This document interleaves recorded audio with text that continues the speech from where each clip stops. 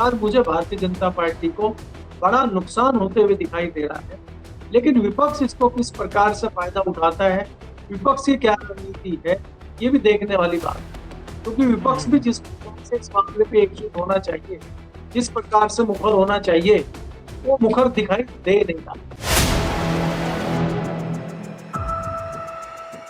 नमस्कार दोस्तों, कैसे हैं आप लोग। उम्मीद है आप सभी अच्छे होंगे। प्रधानमंत्री नरेंद्र मोदी देश वापस लौट आए हैं। विदेश यात्रा उनकी खत्म हो गई है। अब प्रधानमंत्री के मन की बात तमाम मुद्दों पर देश की जनता जानना चाहती है। और राम मंदिर का मुद्दा हो जिस पर मोदी जी खामोश हैं, उस पर क्या बोलेंगे।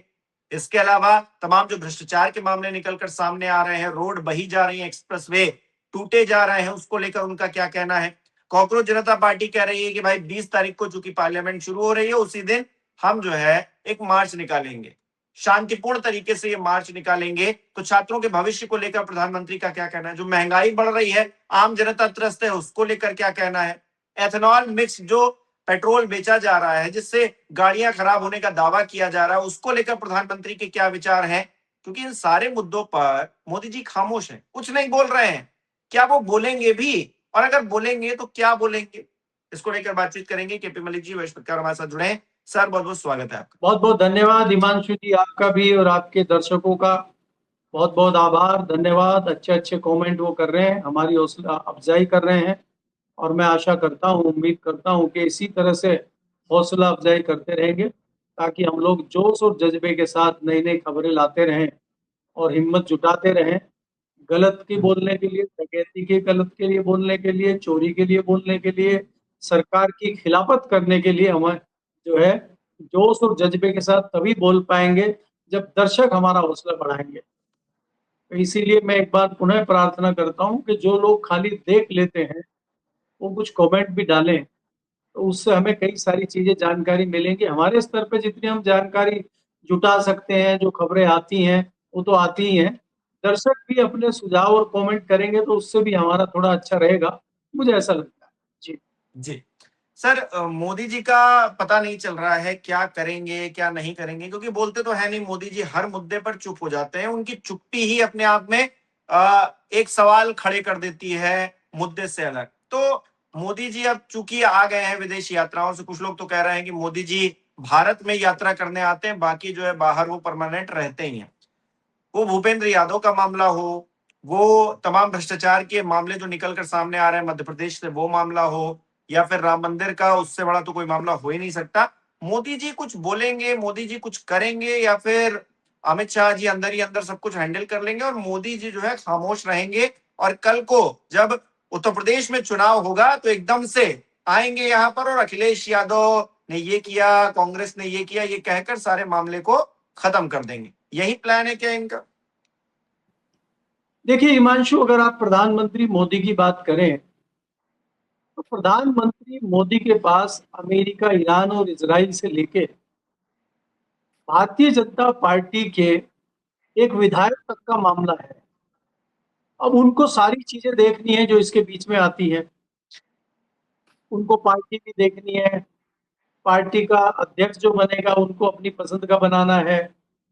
उनके तमाम जो मंत्री हैं उन्होंने सब अपनी पसंद के मंत्री बना रहे हैं, और उन्हीं मंत्रियों पे अब उंगली उठनी शुरू हो गई है, एक्टिविटी आनी शुरू हो गई है। अब चर्चा में सबसे पहले भूपेंद्र यादव आए हैं, इतना बड़ा एक्शन होने के बाद। पहले तो चर्चा खाली मीडिया में वैसे ही होती थी। अब जैसे ही भूपेंद्र का नाम इस प्रकार से आया है और उनके लोगों को अचानक हटाया है, और हटाना ही नहीं, तत्काल सरकार से ही हटा दिया, नौकरी से ही उनको हटा दिया। इस तरह का इतना बड़ा एक्शन मुझे नहीं लगता कि हमारे पिछले 3-4 दशकों में हमने हुआ हो, या पहले भी हुआ हो, मुझे ध्यान में कहीं नहीं आता। इतना बड़ा एक्शन एकाएक पीएमओ का होना, उसके बाद मंत्री को भी पता ना होना, तो ये बहुत बड़ा झटका है, और जो जताता है कि भारतीय जनता पार्टी की सरकार में ये क्या हो रहा है।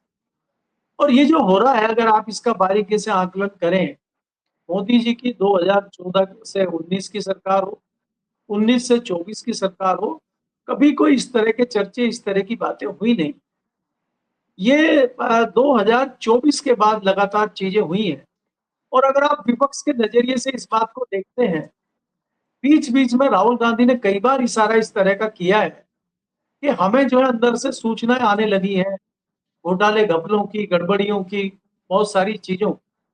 तो हमें ये देखना होगा कि ये चीजें 2019 में तो आती नहीं थी, 2022 में तो आती नहीं थी, ये 24 के बाद ही क्यों? तो कहीं ना कहीं ये लगा है कि जो प्रशासन है, जो सरकार है, जो सत्ता है, कहीं उस पे मोदी जी की पकड़ कमजोर होती जा रही है क्या? और चुनौतियां बढ़ती जा रही है क्या? चाहे वो चुनौतियां देश की हो, चाहे विदेश की हो। अगर आप देखें जिस प्रकार से विदेश में भी चीजें चल रही हैं, हम दोस्ती कर रहे हैं अमेरिका से, और मुझे नहीं लगता खाली मोदी जी सेटिस्फाई होंगे, मैं तो सेटिस्फाई नहीं हूं कि क्या हमारी दोस्ती पक्की हो गई है अमेरिका से। आज हम अमेरिका के ऊपर विश्वास कर सकते हैं? मोदी जी इजराइल गए थे और इजराइल में बड़ा सम्मान उनका हुआ था, और अगले ही दिन ईरान पे हमला कर दिया था इजराइल ने। तो क्या इजराइल के साथ हमारी दोस्ती पक्की है क्या? अब हमारी दोस्ती जिसके साथ थी रशिया के, उससे हमारी दोस्ती लगभग टूट चुकी है। तो उसमें कुछ होगा क्या? हमने चाइना के साथ दोस्ती करने की कोशिश की थी, तो उन्होंने हमारे साथ क्या किया वो भी सबको पता है। फिर एकाएक हम चाइना के विरोध में हो गए, और हमने वहां पे जो है आयात निर्यात बंद कर दिया, और बहुत सारी चीजें हुई, बहुत सारे आपने किस्से कहानियां सुने। तो हम कर क्या रहे हैं? तो मोदी जी अभी चौतरफा घिरे हुए हैं कई सारी चीजों में, और अब उनको समझ में नहीं आ रहा। आप बात हम्म। करते हैं तो लंबी विदेश यात्राओं पर रहते हैं, और अभी फिलहाल कल ही वो दिल्ली पहुंचे हैं विदेश यात्रा करके, 3 देशों की यात्रा पे थे, 6 दिन की यात्रा खत्म करके पहुंचे हैं। और दिल्ली में जो अंदर हंगामा मचा हुआ है, ये भारतीय जनता पार्टी है, यहाँ अंदर क्या हो रहा है किसी को पता नहीं लगता है। लेकिन अब धीरे धीरे चीजें बाहर आने लगी। अब ये जो घटना एकाएक हुई है, इसके क्या मायने हैं? मुख्यमंत्री मध्य प्रदेश के, इतना बड़ा राज्य है उसका, एक मुख्यमंत्री के खिलाफ किसी अखबार में छपना, उसके क्या मायने हैं? उसी स्टेट के एक कद्दावर नेता भारतीय जनता पार्टी के, उनका टिकट कटना, और टिकट कटने पे 24 घंटे इतना बड़ा हंगामा होना क्या संदेश देता है? तो ये उन लोगों के लिए समझने वाली बात है जो बॉडी लैंग्वेज देखते हैं, या सत्ता पे नजर रखते हैं, या विश्लेषक है वो, या राजनीति पे ध्यान देते हैं। तो उनके लिए ये बहुत बड़ा बदलाव दिखाई दे रहा है कि कुछ बड़ा होने जा रहा है। और ये हम्म। भारतीय जनता पार्टी के अंदर से ही चीजें हो रही। तीसरी जो बड़ी घटना हुई है वो आपने देखी कि राष्ट्रीय अध्यक्ष आए हैं बिहार से, उनकी जो सीट थी विधानसभा की वो खाली हुई, और उस पर उन्होंने अपने करीबी व्यक्ति को जो है टिकट दे दिया। वो टिकट देने से पहले उन्होंने किससे पूछा, या अपनी मर्जी से टिकट दे दिया, और बाद में उस व्यक्ति को टिकट पर्चा अपना वापस लेना पड़ा। तो ये भारतीय जनता पार्टी में कोई छोटी मोटी बात नहीं है कि राष्ट्रीय अध्यक्ष को दिल पे पत्थर रखना पड़े। तो ये क्या हो रहा है भारतीय जनता पार्टी के अंदर? भारतीय जनता पार्टी के अंदर जो गुजरात लॉबी है, और उसके दो बड़े नेता हैं, क्या वहां भी कुछ वर्चस्व की लड़ाई हो रही है क्या? क्या वहां भी कुछ इस तरह की घटनाएं चल रही हैं क्या? बहुत सारे सवाल खड़े हो। अब अगर आप हम्म। दूसरी बात करते हैं उत्तर प्रदेश के नजरिए से, उत्तर प्रदेश में अभी चुनाव है बहुत जल्द। उसके बाद वहां पे इतनी बड़ी घटना हो गई है मंदिर की, और उस मंदिर की घटना पे प्रधानमंत्री मोदी का कोई वक्तव्य ना आना, संघ प्रमुख का कोई वक्तव्य ना आना, देश के गृह मंत्री जिनको कहते हैं दूसरे नंबर के नेता है, वही सरकार चला रहे हैं, उनका कोई वक्तव्य ना आना। तो भारतीय जनता पार्टी के किसी भी बड़े अधिकारी पदाधिकारी का वक्तव्य ना आना राम मंदिर चोरी पे भी बहुत सवाल खड़े करता है। दूसरी ओर अगर आप योगी जी को भी देखेंगे, योगी का भी कोई बहुत बड़ा वक्तव्य उस तरीके से नहीं आया जैसे आना चाहिए। उन्होंने नहीं, एसआईटी योगी बनाई। जी कहेंगे भी क्या सर? ये भी तो है, योगी जी ने पहले कहा 15 दिन हमको दे दीजिए, 500 साल इंतजार किया है, 15 दिन तो हो गया, 15 दिन जब पूरे हो गए तो कहा 15 दिन और दे दीजिए। अब 1 महीना होने को आया है, तो 1 महीने में भी कुछ किया तो है नहीं। हालांकि सुप्रीम कोर्ट में अब सुनवाई हो रही है, सुप्रीम कोर्ट ये कह रहा है कि भाई स्टेट गवर्नमेंट बताए, सेंट्रल गवर्नमेंट बताए, ट्रस्ट बताए, सबको नोटिस भेज दी गई हैं, अधिकारी कौन जांच कर रहे हैं उनके बारे में भी बताएं, सब कुछ बताएं बताएं बताएं चल रहा है। अगले हफ्ते फिर से सुनवाई होगी, तो कितना बताया है सरकार ने ये भी देख लिया जाएगा। लेकिन पूरे मामले पर तो ऐसी मतलब खाना पूर्ति हो रही है सब। देखिए हिमांशु, अगर आप ये देखें, ये तो 1 महीने से अधिक का समय हो गया। और इसमें मैं इसीलिए कह रहा हूं कि किसी का कोई वक्तव्य नहीं आ रहा है, किसी का कोई विचार नहीं आ रहा है। योगी जी ने खाली ये स्टेटमेंट दिया था कि एसआईटी बनी है, 15 दिन का समय दीजिए, दूध का दूध और पानी का पानी हो जाएगा। इससे ज्यादा वो कुछ नहीं बोले हैं। वो क्यों नहीं बोल रहे हैं? क्योंकि मामला कहीं ना कहीं आरएसएस का, विश्व हिंदू परिषद का और भारतीय जनता पार्टी का है। और अगर हम इसको राजनीतिक लिहाज से देखते हैं, राजनीतिक विश्लेषक होने के नाते अगर मैं इसका विश्लेषण करता हूं, तो मैं इस नतीजे पे पहुंचता हूं कि भारतीय जनता पार्टी के लिए बहुत बड़ा डेंट है। भारतीय जनता पार्टी को इस घटना से बहुत बड़ा नुकसान हो सकता है। भारतीय जनता पार्टी 3-4 दशकों से जो लाभ उठा रही थी राम मंदिर का, राम के नाम का, अब वही राम का नाम उनके लिए जो है अ, गले की हड्डी बन गया है। अब जिस राम की आप बात करते हैं, जिस राम को बताते हैं कि वो हमारे आराध्य हैं, आपने उन्हीं के घर में चोरी डकैती हो गई है और आप लोग कुछ नहीं कर पा रहे हैं। और कई मूर्ख लोग इस तरह की बात कर रहे हैं कि हिंदुओं के मंदिर में चोरी हुई है, हिंदुओं ने चोरी कर ली है, तो तुम्हारे पेट में दर्द क्यों हो रहा है? जब इस तरह की चीजें आने लगती हैं, तो कहीं ना कहीं एक मामला ऐसा फैलता है कि वो जनता को सोचने पर मजबूर करता है। और ये कोई ऐसा मामला नहीं है कि आप इसको डाइवर्ट कर दें कांग्रेस पे, डाइवर्ट कर दें किसी दूसरे सियासी दल पे, तो आप ये आरोप लगा के बच नहीं सकते।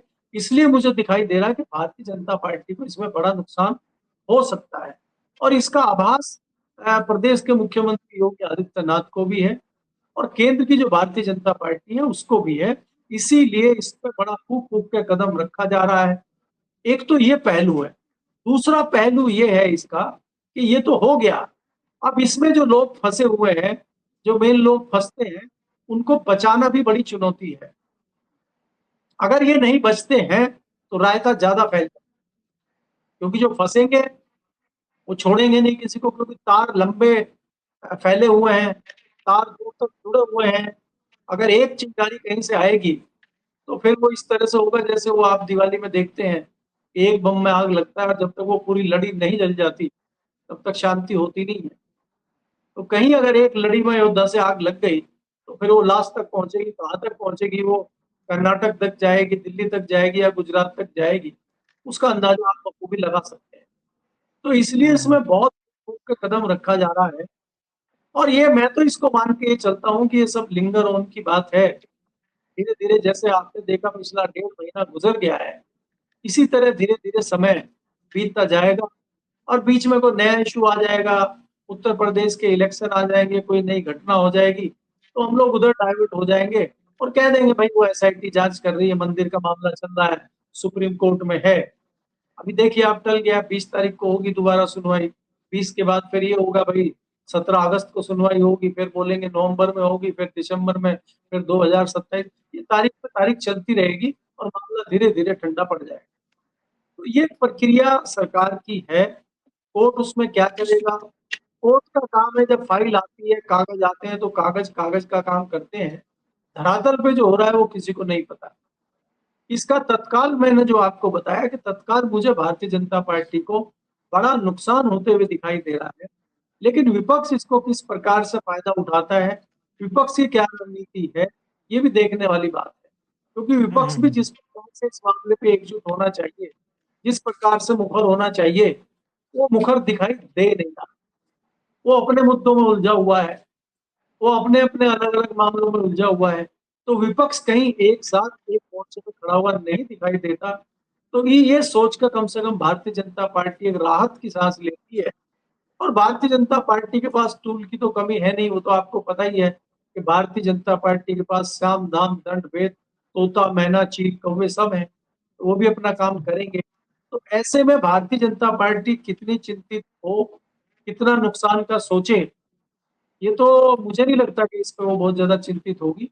लेकिन आम जन जो है, लोगों की जो आस्था है, उस पर कहीं ना कहीं एक चोट हुई है और उनके मन में एक सवाल खड़ा हो गया है।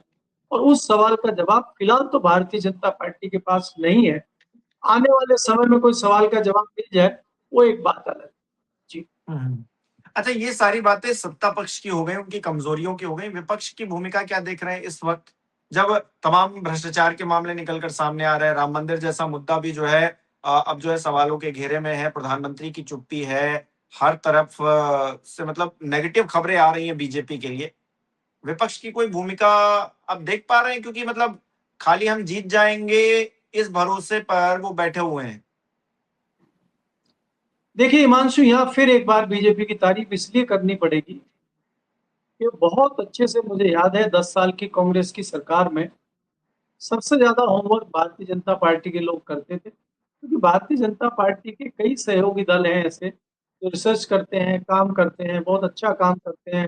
भारतीय जनता पार्टी में अलग अलग विंग है, वो काम करते हैं। तो जब सरकार में इस तरह की चीजें होती हैं तो फिर खबरें लीक होती हैं। भारतीय जनता पार्टी की सरकार, भारतीय जनता पार्टी खबरें लीक करती थी पत्रकारों को। कांग्रेस की सरकार थी तो कांग्रेस की सरकार से कुछ मंत्री, कुछ ब्यूरोक्रेट खबरें लीक करते थे, पत्रकारों को कागज देते थे। हम जैसे लोगों को भी कागज मिले हैं कई बार। भारतीय जनता पार्टी की सरकार में इस तरह की चीजें नहीं हो रही, क्योंकि ना ऐसे पत्रकार आजकल हैं। टीवी डिबेट कुछ हो नहीं सकती उन पे। टीवी में जो लोग बैठ रहे हैं, डिस्कशन कर रहे हैं, वो धूल में लठ मारने वाले हैं या टीवी एंकर है। जो संजीदा पत्रकार हैं उनकी तादाद बहुत कम हो चली है और उनके पास खबरों का टोटा है। तो ऐसे में रास्ता ब्यूरोक्रेट्स को भी नहीं मिलता, या अंदर के ही कुछ लोग हैं जो खबर को बाहर निकालना चाहते हैं, उनको भी नहीं कहीं रास्ता मिलता, तो फिर वो विपक्ष को खबरें देने लगते। और विपक्ष में भी किसको दें, कहीं पता चला विपक्षी ना भाजपा से मिला हुआ हो, वो भी डर, उनको डर लगता है। तो इसलिए बहुत मुश्किल रहती है खबरों का लीक होना। नहीं तो हमने कांग्रेस के टाइम पे ये देखा है कि कांग्रेस के ही कई नेता, कांग्रेस के ही कई मंत्रालयों के अधिकारी खबरें लीक करते थे, पत्रकारों को भी देते थे, और भारतीय जनता पार्टी में भी खबरें वही पहुंचाते थे। भारतीय जनता पार्टी को या केजरीवाल को कोई सपना थोड़ी आता था कि यहाँ घोटाला हो रहा है। वो तो अंदर के लोग ही खबरें देते हैं। भारतीय जनता पार्टी में जिस प्रकार से ये दो महत्वपूर्ण खबरें इंडियन एक्सप्रेस में छपी है, इसमें सोचने वाली बात यह है कि एक केंद्रीय मंत्री के बारे में खबर छपी है कि उन्होंने सब्सिडी ले ली है 99 लाख की, और दूसरा एक मुख्यमंत्री के बारे में इस तरह विस्तार से खबर इंडियन एक्सप्रेस में छपने का मतलब है कि खबर कहां से लीक हुई है। क्या उनके किसी कंपटीटर ने खबरें लीक करी हैं, या सरकार के किसी ब्यूरोक्रेट ने खबर लीक करी है? ये खबरें कहां से आई हैं, इस पर विचार करने वाली बात है। और क्या ये परंपरा आगे चलेगी? क्या हमें अभी इंडियन एक्सप्रेस पर नजर बना के रखना चाहिए? क्या इंडियन एक्सप्रेस में कल को कोई खबरें प्रकाशित हो सकती है फाइनेंस मिनिस्ट्री की? क्या कोई दूसरी मिनिस्ट्री की हो सकती है, एग्रीकल्चर मिनिस्ट्री की हो सकती है, या डिफेंस मिनिस्ट्री की हो सकती है क्या? क्योंकि हटाने में जिनमें नाम चल रहे हैं उसमें फाइनेंस मिनिस्टर भी है, उसमें डिफेंस मिनिस्टर भी है, उसमें एग्रीकल्चर मिनिस्टर भी है। तो क्या इन मंत्रालयों से भी इस तरह की खबरें बाहर आ सकती हैं क्या? इस तरह की भी उम्मीद की जा रही है, क्योंकि ये एक नया तरीका है जिस प्रकार से भूपेंद्र यादव की मिनिस्ट्री से ये बड़ी खबर आई है। और ये बहुत महत्वपूर्ण और बहुत बड़ी खबर है। इसने हिला के रख दिया है मीडिया को भी, पक्ष को भी और विपक्ष को भी, और बड़ी लंबी चर्चा इस पे चल रही है। तो अब लोगों को उम्मीद ये जगी है क्या इस तरह की खबरें और बाहर आएंगी, तो हम लोग उसी का इंतजार कर रहे हैं। प्रधानमंत्री जी का जो है पदार्पण हो चुका है भारत में। प्रधानमंत्री जी कल भारत आ चुके हैं। आज से उन्होंने अपना काम शुरू कर दिया है। अब जहां हम सुन रहे थे कि नया रिसफल होगा, कुछ नए लोग शामिल होंगे, अब नए लोग शामिल होंगे वो बाद की बात है, अलग बात है। अभी तो ये सूची बन रही है कि कौन कौन हटेंगे, उसकी लंबी फेहरिस्त बन रही है। और इस तरह हटेंगे क्या? जिस प्रकार से आप गाज गिरा के भगीरथ चौधरी और भूपेंद्र यादव को इस तरह से पहले खबरें छपवाएंगे और फिर उनको हटाएंगे, क्या ये प्रक्रिया चलेगी क्या? तो बहुत सारे सवाल हैं जिन पे दिल्ली में चर्चाएं चल रही हैं, लुटियन जोन में कानाफूसी चल रही है। बहुत सारी चीजें ऐसी खबरें हवा में तैर रही हैं। अब 20 तारीख से पार्लियामेंट का सेशन है। तमाम हलचल दिल्ली में बढ़ेगी अभी मानसून सेशन में, और तमाम नई नई खबरें लेके जो है हम लोग आपके साथ आएंगे। क्योंकि इसमें क्या होगा कि विपक्ष क्या रणनीति लेता है पार्लियामेंट में, सरकार किस तरह बचाव करती है। जो पिछले दिनों घटनाएं हुई है, चाहे वो वेस्ट बंगाल की घटना हो, चाहे राम मंदिर चोरी की घटना हो, चाहे जो मुख्यमंत्री के ऊपर आरोप लगे हैं वो हो, तो बहुत सारे ऐसे मुद्दे हैं जो इस बार जो है आपको हाउस में दिखाई देंगे। और सरकार जो अपनी प्लानिंग बना रही है कि भाई नया परिसीमन बनाया जाए, कानून में कुछ बदलाव की जाए, संविधान में भी कुछ बदलाव करने की चर्चाएं चल रही हैं, तो इस पर किस प्रकार से विपक्ष सत्ता को घेरता है, इस पे भी चर्चा होगी। दूसरा आप देख रहे हैं कि एथेनॉल का बहुत बड़ा मामला है। जिस प्रकार से अमेरिका ने हमारे उस पे पोर्ट पे हमला किया है, जो नया पोर्ट ईरान के साथ मिलकर हम बना रहे थे, उस पे अमेरिका ने हमला किया, तो उस पे क्यों हमला किया है? चाबहार पोर्ट की बात मैं कर रहा हूँ। चाबहार पोर्ट तो अमेरिका कहने पे ही हमने बनाना शुरू किया था, तो एकाएक अमेरिका ने उसी पे क्यों हमला कर दिया? ये सवाल भी विपक्ष सत्ता से पूछ सकता है, क्योंकि जवाब कुछ निकल के आता नहीं है। तो बहुत सारी उठापटक आपको इस मानसून सेशन में दिखाई देगी। तो मुझे लगता है कि सरकार भी उसकी तैयारी कर रही होगी कि किस प्रकार से जवाब दिया जाए। हालांकि जवाब वो कम देते हैं, पैंतरेबाजी ज्यादा करते हैं और अपने विद्वान सांसदों को आगे खड़ा कर देते हैं उसमें। जैसे आप जानते हैं कि वो दुबे जी जैसे लोग हैं, और वो ऐसे उलझा के रख देते हैं कि जवाब कुछ आएगा नहीं, और आप बोलते आपसे कुछ पड़ेगा नहीं। विपक्ष भी डर जाता है, उनसे वो ऐसी चीजें निकाल के लाते हैं। पीछे लाए दुबे थे ना जी बेचारे, दुबे राम जी तो मंदिर, फंस गए ना सर। नहीं राम मंदिर चोरी पे लाए थे ना निकाल के, वो घेर दिया था उन्होंने दु- पूरे विपक्ष को। आज तक सांस नहीं ले पाए अखिलेश यादव उनके लाए हुए जुमले पे। जी। और जिसने ये पूरी अफवाह फैलाई कि इतनी बार कॉल हुई, उसने खुद ही अखिलेश यादव से माफी मांग ली कि भाई हमारे पास कोई सबूत नहीं है, अब दुबे जी कैसे जवाब देंगे। ये बात जो है दुबे जी को सोचनी है। बहुत बहुत शुक्रिया सर हमारे साथ जुड़ने के लिए, तमाम बातचीत के लिए। हमारे दर्शक किस तरह से देख रहे हैं इस विषय को कमेंट करके जरूर बताएं। इस वीडियो को लाइक करना, शेयर करना मत भूलिएगा। हमारे चैनल को सब्सक्राइब नहीं किया तो वो भी जरूर कीजिएगा। आप हमें सहयोग भी कर सकते हैं ज्वाइन बटन पर क्लिक करके। बहुत बहुत धन्यवाद।